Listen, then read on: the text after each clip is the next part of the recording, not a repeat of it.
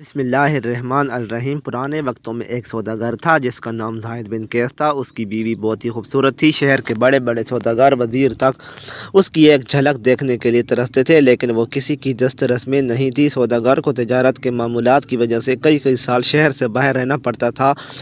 اسی طرح ایک دن اسے تجارت کے سلسلے میں شہر سے باہر جانا پڑا۔ جانے سے پہلے وہ رات کو اپنی بیوی کے پاس آیا، اسے کہنے لگا، میں تمہارے لیے ایک خوبصورت تحفہ لایا ہوں جسے طے کر تمہیں میری یاد آتی رہے گی اور تم مجھے شہر کے باہر ہی رہنا پڑتا تھا۔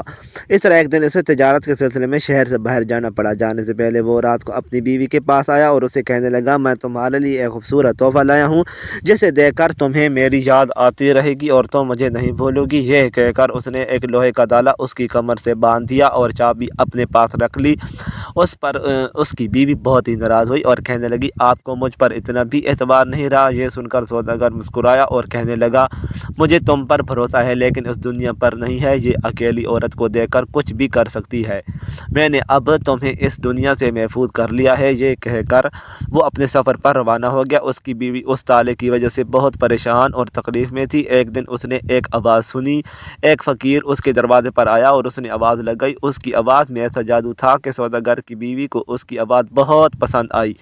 اس نے اس فقیر کو بلایا اور پھر سے صدا بلند کرنے کا کہا۔ فقیر نے اس کے کہنے پر پھر سے آواز لگائی۔ سوداگر کی بیوی نے اسے کچھ پیسے دیے اور کہا، تم کل پھر میرے پاس آنا اور اپنی آواز سنا دینا۔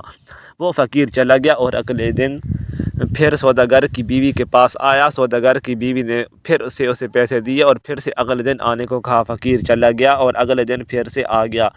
اس طرح آہستہ آہستہ دونوں کو ایک دوسرے سے محبت ہو گئی اور فقیر اس کے پاس جانے لگا تو اس نے روک دیا اور اسے سارا ماجرا بتایا کہ کیسے اس کے شوہر نے اسے تالے میں جکڑ دیا ہے۔ وہ فقیر پہلے تو مایوس ہوا، لیکن پھر وہ سوداگر کی بیوی سے کہنے لگا، تم فکر مت کرو، تم میرا انتظار کرو، میں تالا کھولنے کا ہنر سیکھ کر تمہارے پاس آؤں گا اور تمہارا تالا کھول کر تمہیں یہاں سے آزاد کر کے لے جاؤں گا۔ سوداگر کی بیوی نے اس کی بات سے اتفاق کیا اور وہ فقیر تالا کھولنے کا ہنر سیکھنے کی غرض سے وہاں سے چلا گیا۔ وہ فقیر کچھ دن تک غائب رہا۔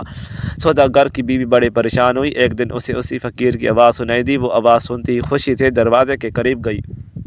جب قریب گئی تو فقیر نے بتایا کہ وہ تالا کھولنے کا ہنر سیکھ چکا ہے اور اب وہ اسے قید سے آزاد کروا کر لے جانے کے لیے آیا ہے۔ یہ سن کر وہ عورت بہت خوش ہوئی اور اسے تالا کھولنے کا کہا۔ جیسے ہی وہ فقیر تالا کھولنے لگا تو اچانک ایک شخص سوداگر کی بیوی کے پاس آیا اور اسے بہت سارا مال و اسباب دیا اور کہنے لگا، یہ وہ مال و دولت اور جواہر ہیں جو تمہارے شوہر کی ملکیت تھے۔ راستے میں ایک حادثے میں تمہارے شوہر کی موت ہو گئی اور اس نے آخری وقت میں یہ مال تمہارے حوالے کرنے کی وصیت کی تھی۔ اس شخص نے وہ سارا مال اس عورت کے حوالے کیا اور چلا گیا۔